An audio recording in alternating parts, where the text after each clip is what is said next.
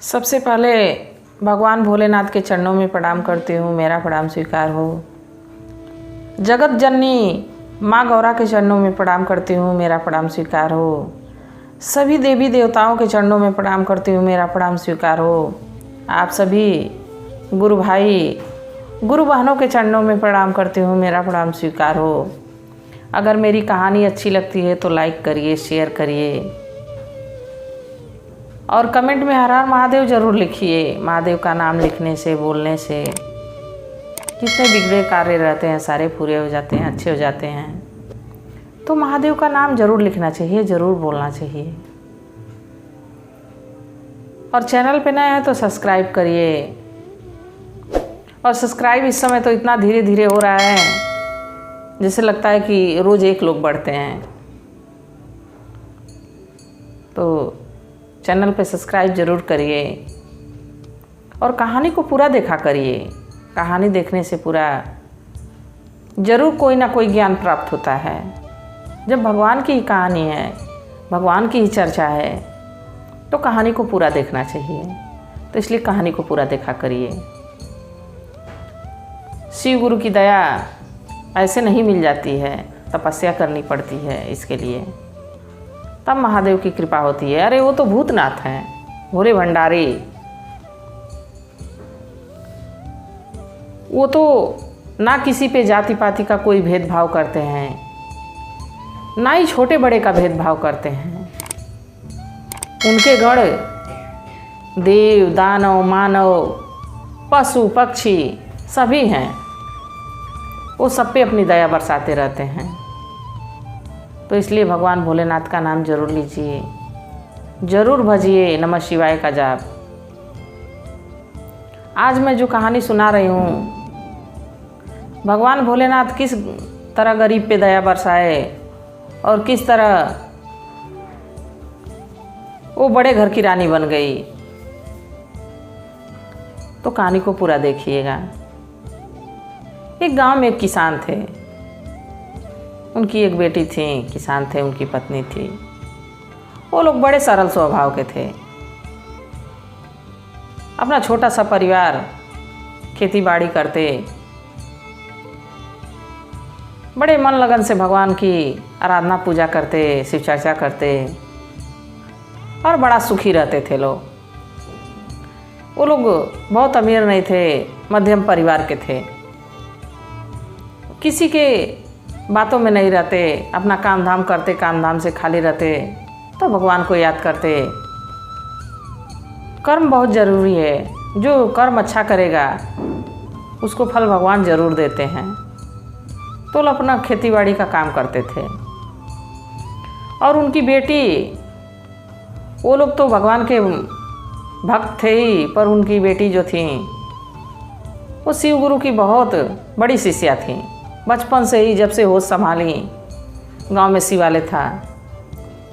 पढ़ने जाती, जब स्कूल से आती तो शाम को ज़रूर शिवालय पे जाती भगवान भोलेनाथ के दर्शन के लिए। सुबह स्कूल जाने से पहले ज़रूर शिवालय पे जाती दर्शन करने, भगवान की पूजा आराधना करने।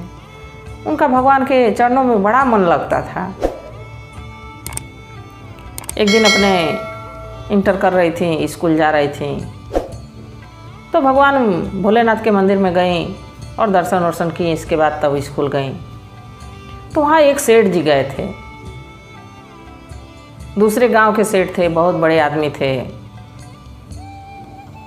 तो वो मंदिर पे गए हुए थे पूजा पाठ करने के लिए। तो देखे कि सुबह लड़की जा रही है, तो आई, मंदिर के बाहर चप्पल निकाली, बैग रखी और आई, भगवान की पूजा आराधना की। इसके बाद फिर बैग उठाई, चप्पल पहनी और चली गई स्कूल। फिर अभी वो वहाँ पूजा आराधना कर ही रहे थे, लगभग समाप्त हो गया था पूजा आराधना, और उधर से लड़की पढ़ के आई। जब पढ़ के आई तो फिर उस शिवालय पे गई और भगवान भोलेनाथ का दर्शन की। इसके बाद फिर घर गई। तो उसका यह संस्कार देख के, उसकी ये सुशील सी जो छवि थी, चेहरे पे तेज था, उसको देख के सेठ जी बड़े मोहित हो गए। उनके 7 बेटे थे, 6 की शादी हो गई थी, छोटा वाला अभी कुंवारा था, शादी करना था। सेठ जी सोचे कि अगर जो ये हमारे घर की बहू बन जाती है तो घर में बड़ी सुख शांति होगी, घर बड़ा स्वर्ग सा हो जाएगा। सेठ जी बड़े धार्मिक विचार के थे। तुरंत जैसे वहाँ से उनका कथा पूजा समाप्त हुआ, उस गरीब किसान के घर गए और उससे कहे कि हम आपकी बेटी का हाथ मांगने आए हैं, अपनी बहू बनाएंगे। तो गरीब किसान कहा, अरे अरे सेठ जी, आप कहाँ और हम कहाँ, हम लोग गरीब लोग हैं, हमारी बेटी कैसे आपकी घर की बहू बन सकती है। सेठ जी कहे कि हमारे घर अमीर और गरीब कोई नहीं है, सभी लोग एक समान हैं, और जिस दर पे हम मिला था उस दर पे जैसी ये थी वैसे हम थे। ये भी शिव की भक्त है, मैं भी शिव का भक्त हूँ, इसलिए इसको मैं बहू बनाना चाहता हूँ। तो किसान बड़ा खुश हुआ। देखिए भोलेनाथ का चमत्कार कि उस लड़की के भाग्य में कहाँ से कहाँ जाना लिखा था। तो दिन पड़ा शादी का, कुछ दिनों में उसकी शादी हुई। शादी होके जब वो ससुराल गई तो वहाँ बहुत धन दौलत कोठा अटारी बहुत था। 4 जेठानियाँ थीं और 6 जेठानियाँ थीं, सास थीं, ससुर थे। बाकी लोगों में लगाव नहीं था। कोई कुछ काम करता तो उस पे टाल देता, तुम कर दो। कोई कुछ काम करता तो उस पे टाल देता, तुम करो। और सास तो धन के घमंड में चूर थी, वो कोई काम करती ही नहीं थी। सोचती थी कि इतने लोग हैं, क्यों हम काम करें, हमको किस चीज़ की कमी है कि हम इन लोग की नौकरानी बन के रहें। जब यह बात तो देखी तो उसको लगा कि इन लोगों का एक करने का रास्ता कुछ सोचना ही पड़ेगा। एक ही घर के एक ही छत के नीचे रह के, और इतना मतभेद है, इतना दूरी है। तो नई नई बहू गई थी, सारे लोग बहुत इससे प्रेम करते थे, सभी लोग, जेठानी, ससुर, सास, सब इसको मानते थे। एक दिन सुबह उठी और किचन में घुस गई। उनके किचन की ये हाल थी कि जेठानियाँ 6 थीं, लेट उठती थीं, लेट उठ के खाना बनाती, इसलिए उनके लड़के सेठ जी के लेट खाना खाते, लेट दुकान जाते। दुकान की भी कंडीशन ख़राब हो चली थी, सभी लोग देर से उठते। तो एक दिन वो सुबह उठी और किचन में गई और खाना बना दी। जब खाना बना दी तो सासू जी की नींद खुली, जाके देखती हैं तो खाना बन गया है। कहीं, अरे बहू क्यों खाना बनाई हो, तुम क्यों खाना बनाई हो। और बहुएं उठती तो खाना बनाती। तो सबसे छोटी थी, कही, माँ जी आपका अनाज है, आपका घर है, आपका बर्तन है, आपका घर द्वार सब आपका है, मैं तो मात्र खाना बनाई हूँ। कम से कम खाना बना के सबको खिलाऊंगी तो ये पुण्य तो मुझे मिलेगा।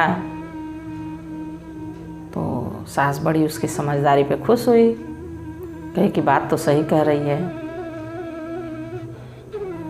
अब उस दिन बीत गया। फिर अगले दिन जब सुबह हुई तो उससे पहले सासू माँ उठ के और किचन में चली गई और खाना बना दी।